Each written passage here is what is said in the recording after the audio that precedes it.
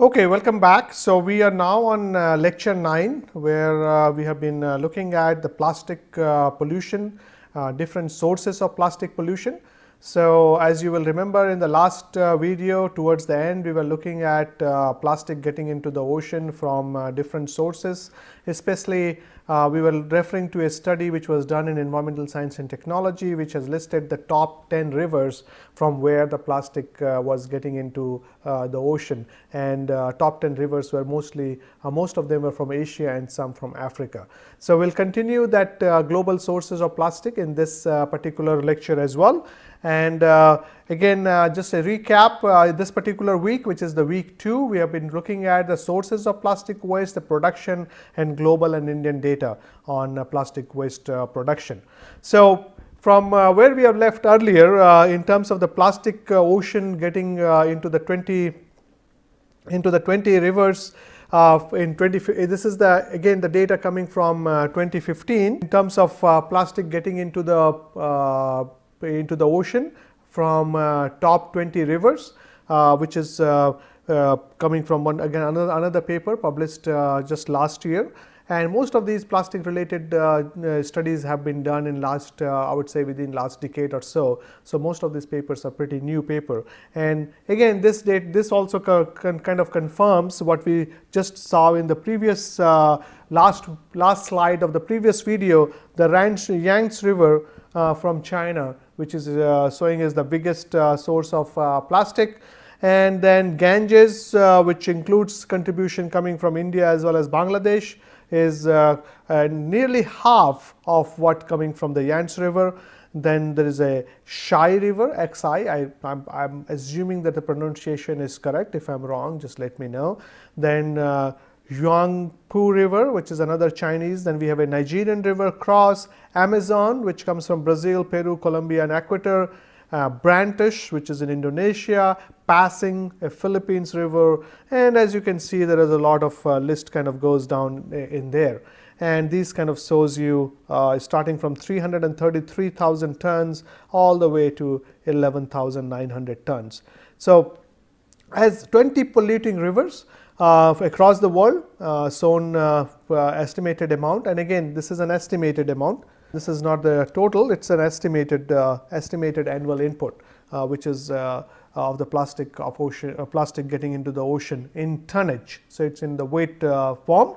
As you can see, mostly you see what we have is Asian rivers from China, India, Bangladesh, again China, some from South America also showing up there, then again Asia, Indonesia, Vietnam, Nigeria, which is Africa, China, again Colombia, which will be in South America, Taiwan, China, Indonesia, Nigeria, which will be in Africa. So mostly Asia, Africa, South America. And those are the places, again, if you remember from the waste management class as well, where we're looking at the global waste management practice. Those of you who have taken it, if you have not taken it, then you can go Google and find it in waste management practices around the world, and you will find that Asia, Africa, South America, there are several countries where the things are not in a better shape, things are not in good shape, and they are still evolving, as opposed to North America or in European Union. So that's the reason why you see many of these plastic getting into those rivers. And similarly, if you look at the global plastic input into the ocean by region, here again Asia contributes nearly to 86%. So 86% of the plastic is getting into the ocean from the Asian sources. 86%. We have a lot of people. We have huge population in Asia, and most of the countries, the waste management practices are still evolving. So that's the reason why we see a lot of plastic getting into the ocean from these Asian countries. 86%. That's a lot of plastic getting in there. Africa, 8%. Another thing to think about is many of these economies are developing. We have economy is going up So more as the economy is improving in China, India, and many of these South Asian countries, and we are using lots and lots of plastics, and these plastics are not managed properly. Our waste management system has not evolved, has not developed that much. So we are using lots of plastics, but we are not managing those plastics properly, and they are ending up in and contributing to this particular number right there. Africa, people are there, but now as compared to India, population is much less, and their prosperity is also low comparatively. They are less, since people are less prosperous, and since prosperity is low, plastic usage is low, and plastic usage is low, so plastic waste is low. So that kind of gives you some indication of why you see so much in India as opposed to those like in Asia as opposed to in Africa. South America, again less number of people, 4.5%. Central and North America, around close to 1%. Europe, very good waste management practices, 0.3%. Australia Pacific, not many people out there. Australia population is what I think it was close to New Delhi population. If you take the NCR, probably it will be less than NCR population. So which National Capital Region of India, that if you take that particular like Delhi, Gurgaon, Noida, and Ghaziabad and Faridabad and all those areas, Australia population will be much less than the population of that particular area. And New Zealand is only, I think it was close to 50 lakhs, and so even less than around 50 lakhs. Australia is 2.5 crores. So it's not so less number of people. So where you will get lot comparatively, you will get much less and good management practices. They have a good recycling system in place comparatively. Everything is in comparatively. So they are and we see less plastic showing up from their sources. So top 10 sources of ocean plastic waste. China is pretty high. We see a lot of things coming from China. Then Thailand and India is right there as well. China, India, Bangladesh. So these bubbles, you see the ocean bound plastic waste in million tons. So as you can see, China, Egypt, Bangladesh, Nigeria, India is kind of overlapped with India and China is kind of in the together over here. Thailand, Vietnam, Philippines, Malaysia, Indonesia, Sri Lanka. So those were the top 10 sources of ocean's plastic waste. Surface plastic waste, if you look at the ocean like basin, this is again 2013 data. Global ocean, as you can see, there are different data sources out there, and each data source has more or less similar numbers. The numbers, if you look at the relative terms, the values, absolute values keeps on changing because the data has been collected in different time of the year, different time periods. So here they talk about this particular study, they talk about quantity of plastic waste floating in the ocean surface within each month of each of the world's ocean or marine debris. This is measured in terms of the mass of particle ranging from a small microplastics to macroplastic. Includes only plastic within surface water and not at depth or on seafloor. So they're just looking at the surface water, surface of the ocean, and they found that again these are many of these are again estimates. So global ocean total is close to 270,000 tons. North Pacific Ocean 96,400, Indian Ocean close to 60,000, North Atlantic Ocean, Mediterranean Sea, South Pacific, South Atlantic.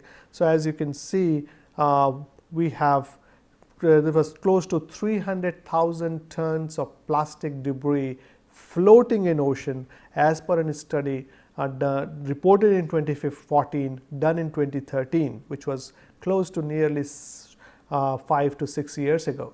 So now these numbers must have gone up, and as you will see in one of the video, which will a small video which I would like to show you as part of this module, you will see that there are several plastics floating in the oceans, and we have lots and lots of plastics getting into and getting into the ocean. And what is happening in the ocean is that plastic is not static. Plastic is not only confined to one particular area, it keeps on moving. If you remember from the previous slides that we have discussed in this video and the previous video, although the major source of plastic was from the more Asian countries or the African countries, but here as you can see it kind of gets into all the different oceans because the water is connected. The plastic debris keeps on floating, keeps on flowing away with water from one ocean to another ocean, and that's how we have a great we get an example of Great Pacific Garbage Patch, which was one of the first one identified, but there are lots of patches out there, as you will I will explain that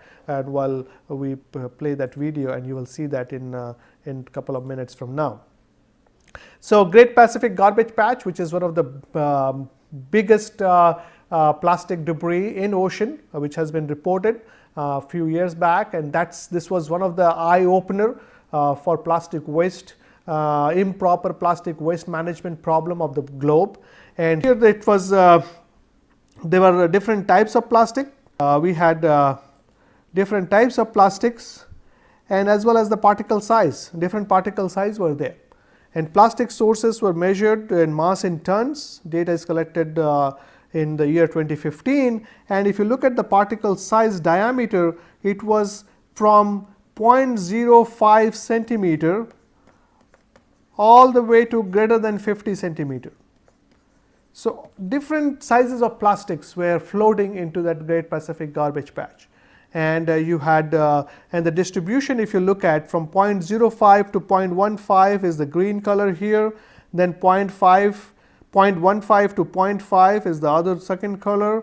Then there are, as you can see, there are different color coding as per the size, and we see even the big pieces there too, like the bottom one is the blue color, which is greater than 50 centimeter, and you see a big chunk of that blue color among the all plastic that you find, a lot of blue color. And what is the major source of the blue color is the plastic lines, ropes and fishing nets, which people just leave it there when they go for fishing.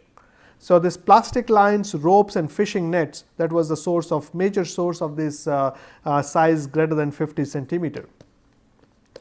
So that's plastic showing up over there.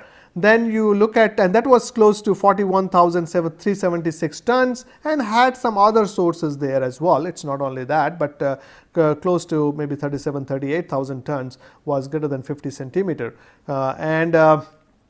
If you look at from the smaller sizes like a hard plastic, plastic sheet and film, pre-production plastic pallets, of course, is the smaller size. Foamed material was there as well. So hard plastic, plastic sheet and film, we saw smaller sizes like the smallest one, and then all the different sizes showed up in here pretty much. And as you can see, most of it was between 10 to 50 centimeter. This is 10 to 50 centimeter, 10 to 50 centimeter range, and which you can see it from here as well. And then there were smaller sizes than that showing up in there. So then there was some foamed material, there was some hard plastic, there were plastic lines and ropes. So as you can see, the Great Pacific Garbage Patch, which was actually invented or found by chance by one of the sailors. Again, you should go on YouTube and look at the Great Pacific Garbage Patch video regarding that chemistry PhD guy who was a sailor actually, and he was just going through the sailing boat, and then he saw all this floating debris, and then he started looking at that, becomes basically his career, and then he spent a lot of time looking at this waste plastic in ocean, especially in some of these pristine beaches in Hawaii where lots of plastic waste is showing up. So let's by saying that, let's look at a small video which will play, which is done by the Discovery Channel. And so we'll I have muted the audio, so the video will play in the background, and I'll try to explain things while the video is playing, and you will see how this plastic, what are the different variety of plastic getting into the ocean. So let's look at this particular video. So this, as I said, this was done by the Discovery Channel. Here you see a plastic bottle and even all different types of plastics. They are just taking it out, different plastic waste coming into the ocean, collected from the ocean. You see every day they were saying lots and lots of plastic. Here you can see that this particular girl is trying to look at different types of plastic coming out from the ocean, different sizes. That's how the data was collected. Again, this video is available on YouTube. You can, we have just put a small clipping of that here. I would encourage you to go and watch it. So this, what you see here is the fishing net, and even some toothbrush. Now, what was the source of that toothbrush? Could be the sailing boats, or could be the toothbrush that I and you throw in our dustbin. That may end up there as well. Fishing nets, lots and lots of fishing nets getting in there. And here they are trying to just look at different types of plastic, and then you can see this is the garbage patch. This is the then large system of circulating ocean currents are making this plastic. As you can see, this plastic from the surface water, from the land to the surface water, and this is how it gets there, and from the surface water, by floating, it finally goes into the ocean. So here they have looked at all these different garbage patches which is going around in the ocean current. With the ocean current, this plastic is moving around the globe. So we have plastic which we dump today in say in West Bengal. If I don't manage plastic, that plastic may end up once it gets into the Bay of Bengal, then it can get to other ocean, maybe to Indian Ocean below, and then to the Arabian Ocean. It just will keep on floating. And since they don't degrade very easily, they will keep on breaking down and just floating, and they will make lots of plastic juice, as which unfortunately our fish consume. And this is what I was referring to, that great Nike spill. And this is Captain Charles Moore, who I was referring to about looking at plastic in Hawaii and other beaches. So there are Great Pacific Garbage Patch was in fact invented, I should not call it invented, it was accidentally found by him, and he wasn't very happy about that when he found it. So, and there are, so the ocean is getting lots of plastic, and it's mismanaged plastic. Again, I would emphasize that plastic as a material has been of a lot of help. That plastic, mismanaged plastic getting into the ocean, as you can see on this screen behind me, and this is smaller plastics. These are all plastics collected from the ocean, this microbeads and other things. They just ultimately they end up in ocean and makes this juice. Think about the fish consuming this water, and you and I consuming this fish, consuming the fish which has consumed these plastics. So these plastics will end up into their body, and from their body it will end up to our body, because when we eat those fish. So that's the reason why we got a lot of attention has been given on plastic in ocean, because most of the mismanaged plastic is mismanaged plastic waste is ending up in the ocean. And that's the reason why there is a lot of hues and cry in terms of plastic ocean, more plastic in ocean compared to fish. So that's why we need to there is a attention today on cleaning up of ocean from plastic, so that we can save all the marine life, and at the same time managing this plastic waste properly, so that it does not end up in the ocean. And again, I will encourage you to, this is just a small snippet video just to kind of get you excited about the different videos out there on YouTube or maybe other sources as well. Please go and look at them. And if you find some nice cool videos, I should not call them cool because they are actually environmental problem, but if you find something good, knowledgeable, which provides us good knowledge, good insight into this plastic waste pollution problem, put that link on the discussion board, so that we all can see, we all can learn from there. So again, if you look at the plastic waste generation this is from 2010, which was again some guesstimate work was done by a paper by Jembak et al. Which they had done some work in this area.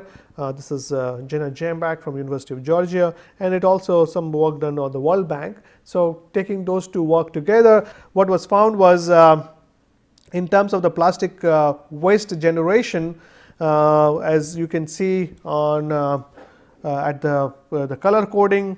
Anything which is no data is basically just light grayish color. Then from 0 tons to 2.5 million ton, slightly darker, then it gets darker, and then from 10 million tons it gets a little bit bluish, and then greater than 50 million tons is where you see greenish color showing up. So, total plastic waste, this is the plastic waste generation. We are not talking about mismanaged plastic here, we are talking about the plastic waste that is being generated. So, this talks about total plastic waste generation by country, measurement in tons per year. This measured total plastic waste generation prior to management, therefore, does not represent the quantity of plastic at risk of polluting waterways. So, it is the total plastic, it is not the plastic which is polluting the waterways, rivers, oceans, environment. High income country typically have well managed waste streams and therefore, low level of plastic pollution to external environment. Again, if you compare this picture, this graph, this image with the previous data that we have talked about, most of the plastic pollution was coming from Africa and Asia, but most of the plastic waste that is produced is in North America. Again, it is in China because of the population, a lot of population over there, and also in European countries and some other kind of rich countries, as you can see over in here. So, darker the shade, more the plastic waste that is being produced, Russia and erstwhile Soviet Sang and all that as well. So, although most of the plastic waste is produced in these countries except China, where the management which kind of shows up in both the system, where a lot of plastic waste produced and a lot of plastic waste being mismanaged. But other countries where we see that plastic waste being mismanaged, they do not really produce that much, but since they are not able to manage whatever they produce, we see a lot of plastic getting into the ocean from these particular countries. So, this was based on the data, and most of these is the data which is reported by the government agencies. So, this is based on the data collected in 2010. Now, they have also, this particular study I think has also tried to predict that what would be, and so again they have done the previous figure was on total, and then we have another figure which is based on per person, because they have normalized it with the population. So, as you can see, when you normalize it in population, the wasteful society that shows up is number 1 over there is United States, because they produce and then there are some other countries here as well, some African and some probably South Africa, and New Zealand also shows up right there.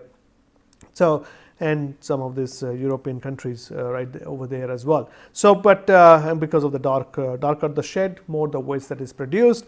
So, it's as you can see over here, some countries this is the daily plastic waste generation per person, measured in kilogram per person per day. This measures the overall per capita plastic waste generation rate prior to waste management, recycling or incineration. It does not therefore directly indicate the risk of pollution to waterways or marine environment, but as you can see, the United States and some of these European countries and developed countries like New Zealand and other places, they are producing more plastic waste per person per day. But since many of these countries also have good waste management infrastructure, they don't there is a leakage of this plastic into the ocean is much less as compared to some other countries. So, this data was per person, just to, it's a good normalize it per person so that you get a better idea about plastic waste that is being produced. Now, this talks about plastic waste generation rate, it says kilogram per person per day globally, and this is an interesting plot. As you can see over here, this bubbles, the smaller bubble is 0.1 kg per person per day, then we have this as 0.2, this is 0.5, and this is 0.7. And some countries you will see is pretty high, and here North America, which is kind of close to between 0.5 and 0.7, which is the high over there. Then we have some of these European countries are pretty high as well. Here we have some European countries pretty high, probably it's a European Union together, and then we have Australia, not that New Zealand actually has higher than Australia. The reason for New Zealand being higher probably is New Zealand gets a lot of tourists as compared to the number of people they have. So if they have around 50 lakhs people, but they get a lot of tourists coming in there, and when you compare, when you do this per person per day, probably they're just dividing it by the population of New Zealand, not with the visitors coming to New Zealand. So that's the reason why you see a suit up on those numbers. So that's why you will not see some numbers may not make total sense if you just go by the number by these bubbles. But overall, since you have to take those factors into consideration, as you can see, there are some hot spots. The bigger the bubble, more the waste that is produced, more the plastic waste per person per day. And so if we have to tackle plastic pollution, we should tackle those countries. If you are looking at globally which country produces the most, and if we have to come up with a global policy in terms of the plastic waste management, we should be able to identify the countries which are most a contributor, especially the ones which have high waste, plastic waste produced, like China, and at the same time they have does not have robust plastic waste management system as of today. So this is that kind of gives a very nice picture. Graphs like this produces a very nice picture in terms of global scenario. Again, most of these data was secondary data. They are not primary data, so they are secondary data, they are guesstimate data, sometimes they are estimate data. So they may not be highly accurate, but they do present a overall picture based on all those data limitations, all those assumptions taking into consideration, but it's a value in terms of the overall picture of the plastic waste that is produced worldwide. And this was published in Science, Journal of Science, which is in 2015. So, and then as you can look at the global primary plastic waste generation, what are the different industries which are producing plastic? So that's again, we talked about it a little bit earlier as well. The packaging again shows up here. As you can see, the bottom, this is your packaging. And then you have the transportation sector, we have building and construction, we have electrical and consumer and institutional product, industrial machineries, we have that in there as well, very small figure right there. We have textile and we have others. So that's the sector from 1950 to 2015. So it's over 55 years of period. So over 55 years of period, initially if you look at until 1960s, 1975, the numbers were pretty low. In this range, the numbers are pretty low. But as we go into this side, we see a huge jump of plastic in packaging and plastic application in other sectors as well. It's not only packaging, the other sectors are also using lots and lots of plastic. Plastic is being used pretty much everywhere now. So we do have a lot of plastic is used in industry. So we cannot just shut down plastic usage in these industries overnight.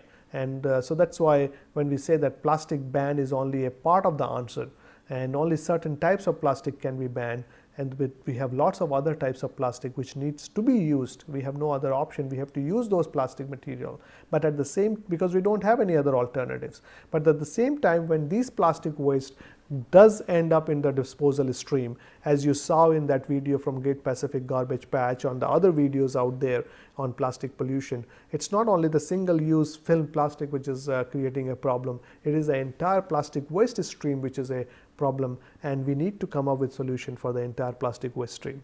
So single-use plastic ban is only part of the answer. It's just a small percent or a small effort. There are a lot of other things needs to happen to have a proper plastic waste management infrastructure, and that's what this whole course is all about. Where we'll be, we are in the second week now. As we make progress, we'll come up with solution to how to manage this plastic waste. What are the different ways we can take care of this plastic waste? So again, I hope that you are enjoying this course. You are liking so far, and keep the discussion board active and ask questions, do your assignments well, and thank you, and keep watching.